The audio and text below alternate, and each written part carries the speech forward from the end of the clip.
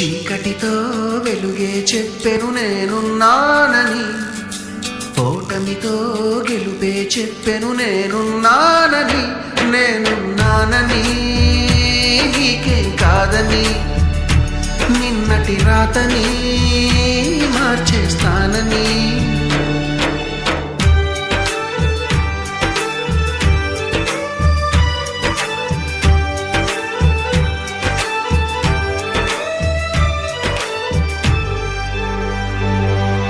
తగిలే రాళ్ళని పునాది చేసి ఎదగాలని, తరిమే వాళ్ళని హితులుగా తలచి ముందుకెళ్ళాలని.